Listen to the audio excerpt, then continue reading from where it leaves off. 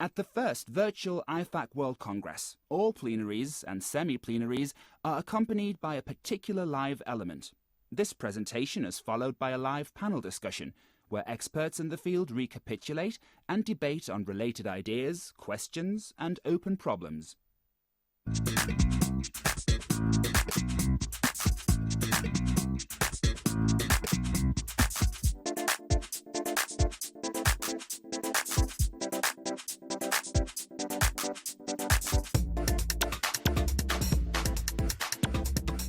So, after listening to the inspiring talk of Dana, I would like to welcome you all to the panel session, Control Meets Neuroscience, Modeling Human Motor Behavior via Optimal Control. My name is Sandra Hirche from Technical University of Munich, and I'm also the IPC co-chair for this Congress, and I hope you enjoyed it so far. Now, in this panel, we would like to cover questions regarding human sensory motor control and the application of optimal control ideas to model it. And we would like to cover it from both the technical perspective, but also the neuroscience perspective. And obviously this is a very multidisciplinary endeavor.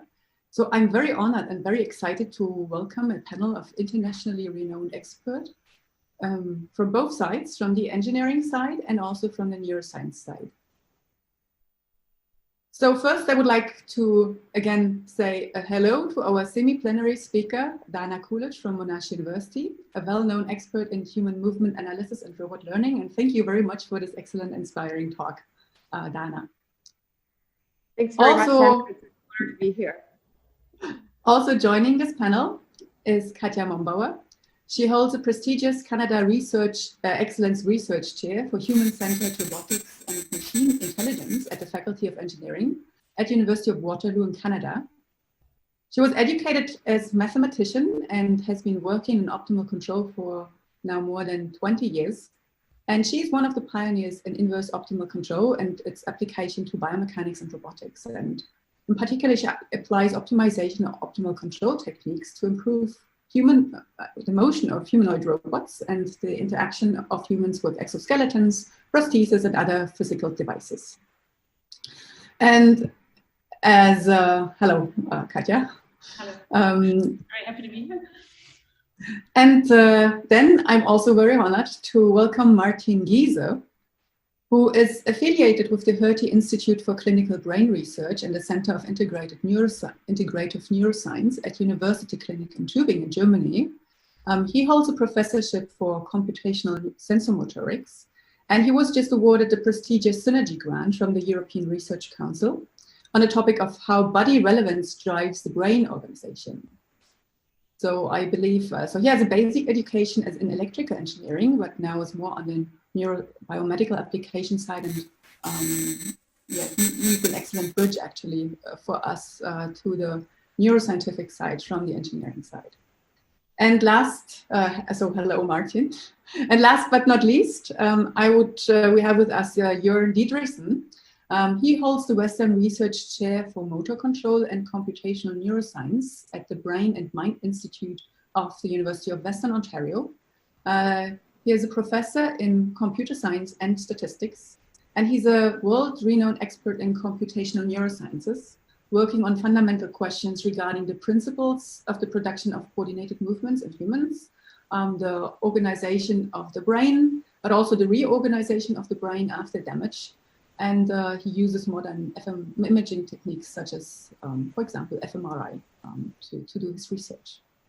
So, and with this, I'm quite excited to start this first this session, and maybe as a first question. So we know, clearly there is a lack of human models of behavior models from first principles. So we cannot model human behavior with first principles. And optimal control as a paradigm has been quite successfully implemented, as we have just seen also in the semi-plenary talk.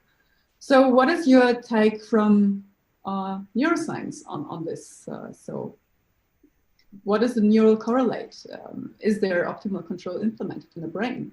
And how far will this paradigm take us from the sensory motor perspective? So please, Bjorn.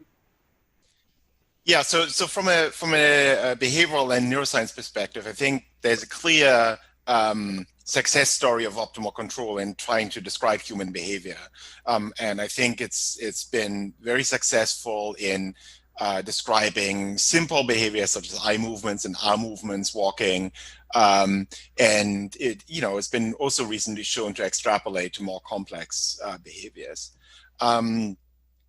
So that's for describing regularities of basic human behavior. It's always an open question exactly what the control objective is. We can kind of guess at the shape of the control objective what it comes from, whether it comes from noise or you're trying to avoid noise or energy consumption. There are still debates there, and that's also important for inverse optimal control in terms of robotics. On the other hand, where I think the current framework of optimal control has shortcomings in neuroscience is trying to explain how the brain actually does it. Because what we see in terms of neural recordings or neural codes in these motor areas during action production or action observation doesn't resemble at all the computations that we think underlie optimal control. So that's a challenge. And I think looking at deep learning and so on recently and trying to bring these together really opens up a new frontier to kind of address this question. The last thing is, so optimal control for action production is really really useful. I think what the fields hasn't figured out is how the human brain does inverse optimal control, because it's very clear that humans do it. We're excellent observational learners from very young age. We just have we just need to observe a few seconds of somebody walking down the street to kind of internally infer what their objective is and what their kinematic constraints are and so on. So humans are very good at inverse optimal control, but it's an open question about how we do that or how the brain does it. I mean, yeah, that's for sure. So the question now is, okay, what is the role, because you mentioned already the role of models, of features. So maybe Martin can comment on that. What do you think, how important, or how can we identify the right models, the right features that we use in inverse optimal control? I mean, I think if you think about the brain, the question is the level of what level of features or functions we want to infer. My feeling is that the present optimal control approaches are working on a relatively low level if you think about the complexity of human motor planning. And I see big use for finding, for invariants of simple motion or relatively simple tasks. What in my view is not so clear to me is in how far it scales up to really complex things like hierarchical representations of motor behavior, influences by maybe long-term optimization and learning and so on. So this whole concept of how the hierarchy of the brain maps onto these approaches is still pretty open. I see for relatively defined tasks that it's a very nice way to get at a functional model, at least. Mm-hmm. So you mean that if the uncertainty and the planning horizon become really large, like for complex action sequences, then definitely there's quite some challenge for inverse optimal control. I think the problem in motor behavior is that you not even have only sequences, but you have often spatial organization, which is maybe an even more challenging problem. This whole problem of modularity seems to me still partly an open question in optimal control, because in engineering typically you have these very nice levels, where you say, okay, this is my first level, and then I have maybe 1 or 2 planning levels above. In the brain, this is much more intermingled. And I don't know if this is because of evolution or if it's because functionally in some way favorable. I think this is not known in motor control. Mm-hmm. And this basically puts into question, of course, how far such models then really go in terms of the explanation of the brain function. I mean, that's for sure an interesting question that we maybe later can come back to. So the explainability of the brain function that also Jorn already mentioned versus the pure prediction of human action. But also, yeah, Katja, you are more from the mathematical engineering side. What's your, and you've been using inverse optimal control or even pioneered it. So what are your success stories? So what's the motivation for you to use it? What are your, where do you saw successes and or maybe also applications? Okay, so I see it from the robotics and biomechanics perspective, and I find inverse optimal control a highly interesting approach. So we are essentially interested in two different areas. So first of all, we want to understand human movement, and we are very much interested in whole body motion, so everyday motions like walking, standing up from sitting, but also sports motions. But also, and we really focused on, we have talked a lot about the brain, but we focus more about what the body does, and also how the brain and the body interact with each other. So we want to look at situations, how emotions change over the life cycle, also because the body changes from a child to an adult to an older adult, how it influences sports motions with different goals in sports.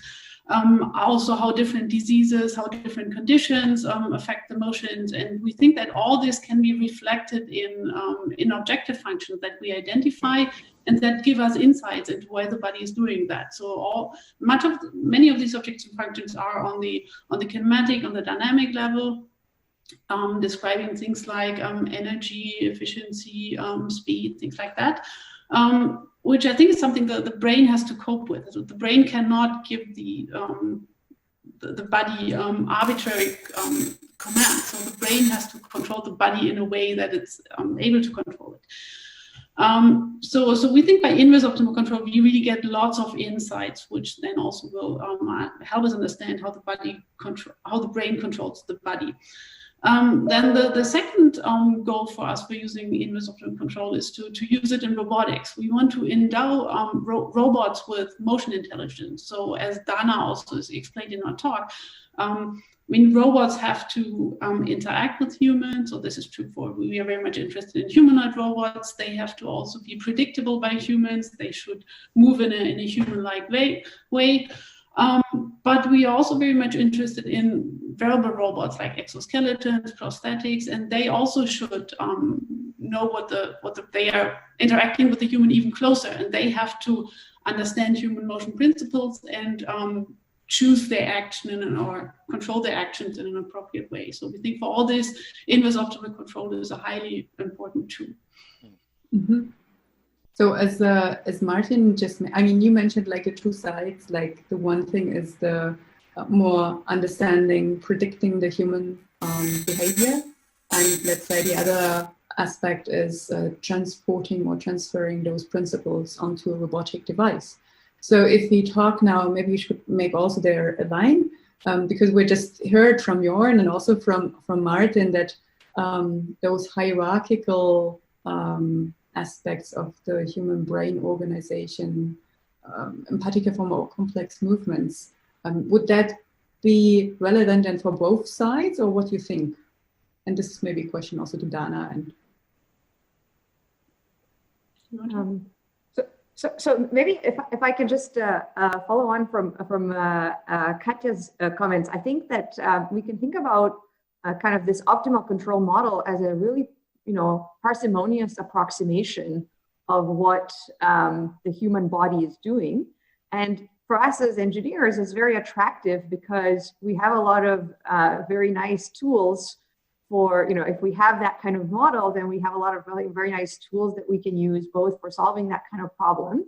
And in addition to the applications that Katja mentioned in terms of human-robot interaction, understanding what the human is doing in a kind of this limited way, suggesting that we can make, a recognition of what the objective is or a short-term prediction, and also being able to generate the same kind of motion for something that is a wearable system or very human-like, like a humanoid.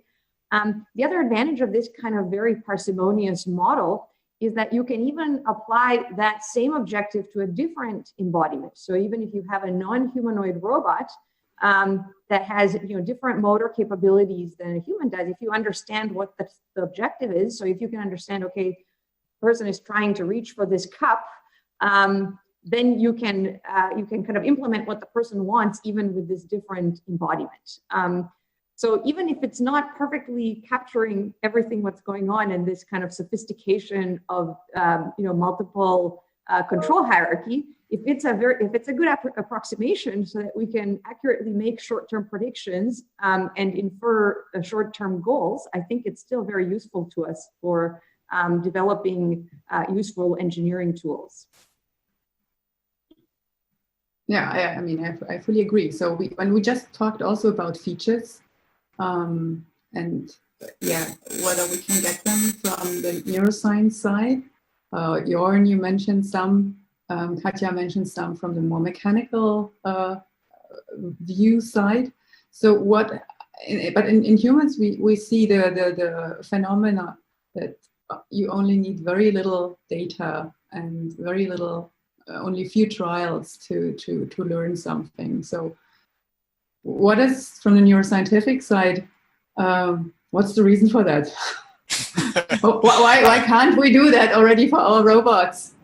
Yeah, I mean, it's a good question. So clearly we don't, humans aren't born with the right basis functions for doing action observation, right? I mean, we need to learn these somehow, and humans start at a very young age to imitate and translate how they see facial movements and then translate them into own facial movements and imitate. That takes a lot of computation, and it's not clear how that's done, but what's clear is that you can't just brute force learn them. There are very strong priors, either evolutionary or learned prior structures that the human brain can exploit. The ease at which we kind of infer from a few seconds of seeing somebody walking that he kind of has a sore foot or something, really tells us that we can use the priors. Now, a common theory in neuroscience is that these priors arise from exploiting the intelligence of our own action system, right? So we have experience in moving, and hence we kind of activate those circuits when we observe other people. If you think about it, I mean, that's kind of appealing as a general idea. How that's done, I think, is a very open question. I think currently there aren't really very good computational theories about how you would actually exploit, planning circuits or so on that clearly go in kind of an inverse direction. So trying to derive motor control signals from objectives, how you would exploit those circuits to go the other way. And to me, that's a really big puzzle. So I don't know how the human brain does it, but it's very clear that it does it, and that probably robotics could gain quite a bit by using priors and using a more structured approach to inverse optimal control. Okay. That is my intuition. Yeah. Well, so I think this is kind of exactly like this question of how much prior to use is exactly kind of mirrored in the engineering research, right? Mm-hmm. Because if we assume that we know the dynamic model of the demonstrator perfectly, and if we assume we know what are the possible, like what is the set of cost function features, then we can recover, the cost function from even a single demonstration or even a part of a single demonstration. Mm-hmm. But as soon as we're not sure what those cost functions are, or if we're not sure that we have the correct dynamic model, then we need many, many more examples, because we need to we need to kind of reason over all of that model uncertainty. And so I think also for us, it's very much an open question of, how much should you assume that you know a priori, and how much should you learn from the data? And how much damage you could do if you have a wrong model, right? So is it then better not? Yeah, go ahead. Also, if you have no model, I mean, I will also think if you think about how small kids or our babies learn to walk, I mean, they fall quite a bit, and I think this is not with most of the current robots. I mean, they would be broken immediately. And if you think in terms of assistive robotics, which also have a human in the loop, and they would have to learn that way, then at least the human would be broken. So I don't think that learning from scratch really is an option. I mean, there's also simulations around where running models run running from scratch, falling, stumbling all the time. I think that's nothing you could do with real hardware. So I think we really need more sophisticated like models from somewhere, or controlled behavior laws that allow us to. So my impression is that one big difference also that probably accounts for this fast learning is that biological system is much more cognitive often. Yeah. So basically you are not just trying to reproduce a trajectory with an optimal cost function, but you have really concepts about action goals. You may take the whole situation context into account, yeah, to do some cognitive processing that then narrows down maybe what you do on the motor side. This is much more sophisticated and multi-level than the standard optimal control setting, yeah? Even if you do optimal control. Yeah, this is a really good point. So so what struck me in Dana's talk is the problem of segmentation, action segmentation. You know, and you could solve it from, as Dana did, from a kind of from an inverse optimal control standpoint. There are, you know, humans do that a lot, not just by pure kinematic features, but by the objects that we touch, right? So you know, touching an object, being done with the transport of an object are very clear breakpoints in the control objective, and that's also how people segment videos when they do that, and that's probably also the point where on a control side the brain needs to rapidly switch the feedback control during these times. And you know, that's again in neuroscience an open question about how the brain can switch controllers very rapidly at these very rapid at these points that require very rapid switches. Interesting. Also, I mean, what strikes me always is that we're so robust as humans to execute tasks, to do independently of our environment. We can really, if you learn to grasp a cup, we can basically grasp everything afterwards. And this is still so difficult for a robot to do. So yeah, how can we explain this robustness from a neuroscientific side, or where do you see it? I mean, in action vision, I think this is maybe also related to invariance. I just was inspired by Jörn's comment. So once what you see in premotor cortex, there are neurons also in parietal cortex that are really tuned to the relationship between the object and the effector. Yeah? So it's a mixture of visual neuron and a neuron that cares about the effector movement. Many of them have also motor properties. So you have this mixed representation. And what is very clear in the visual invariance is that in some way it encodes the relationship between effector and object. And if you have such a primitive, then you can probably already do a lot of generalization to similar situations, which if you work in a position space or so, where you would have to put in very specific mechanisms. Yeah. Mm-hmm. So the question is really also this, the say variables that are used normally in engineering, if these are the generic variables that create these invariances, or if it's a fundamentally different unit on which the brain operates, which in some way mixes motor execution and perceptual properties from the lowest level on. Yeah. I don't know how to map this on engineering, yeah, but that may be open problem. simple organisms. Yeah. I think another point with robust control is that it's a virtue by necessity, right? So the body is really kind of an engineering nightmare, right? It's delayed, it's noisy. I mean, you know, if you give a motor like this, like muscles, to an engineer, you would just like return it right away and say this is unusable and uncontrollable. So the brain has kind of evolved to deal with that, and it's uncertainty and noisy actuation is kind of inherent in the control. And that's very clear from a human sensory motor perspective, is that it's all feedback control. Feedback is just really, really important in control, and thinking about control as a pure feed-forward one is very limited in human motor control. And learning about control functions is done mostly by perturbing the system slightly and seeing how it reacts. And sometimes the system reacts and corrects for things, and sometimes it just lets it go. And that, leading to this large variability, or the large variability in task irrelevant dimensions, which is interesting. And I think that's, because the brain is evolved under that pressure, that makes it automatically robust against, something else changing, wind, or, the situation just being different. So I think it's kind of a feature that came about by necessity, that we have such crappy actuators, basically.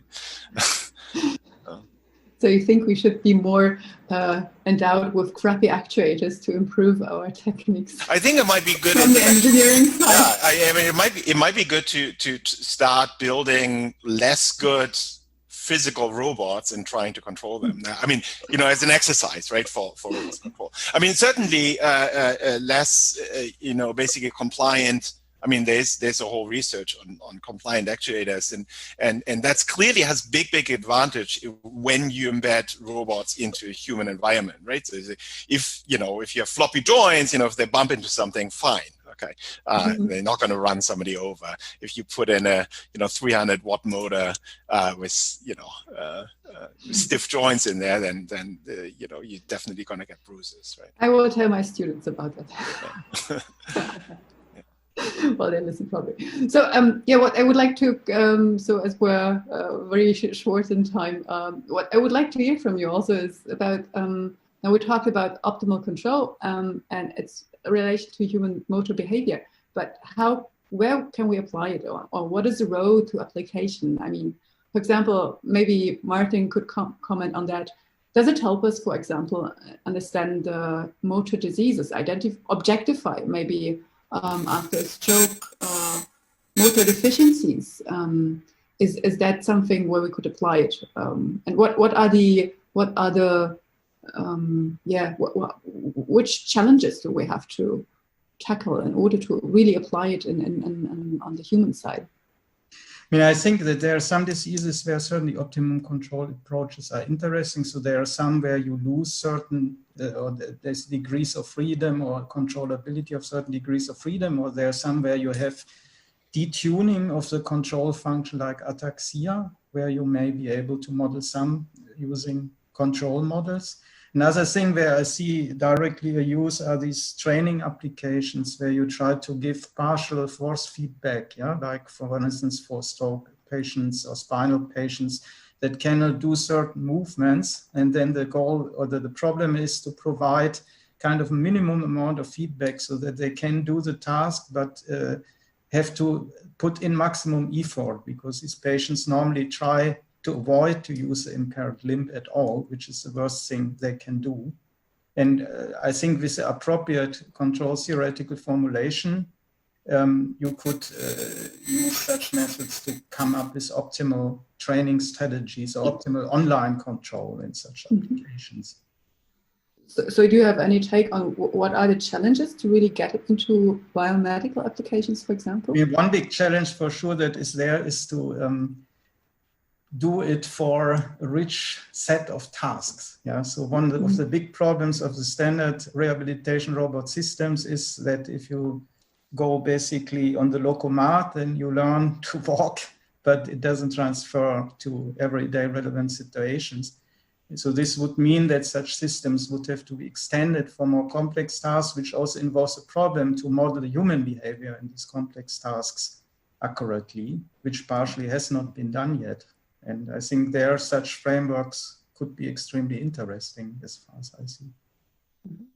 And would you see like individualization as something one should follow up? So even one person is doing the same trial repeatedly, different again, but then there's also significant differences between people.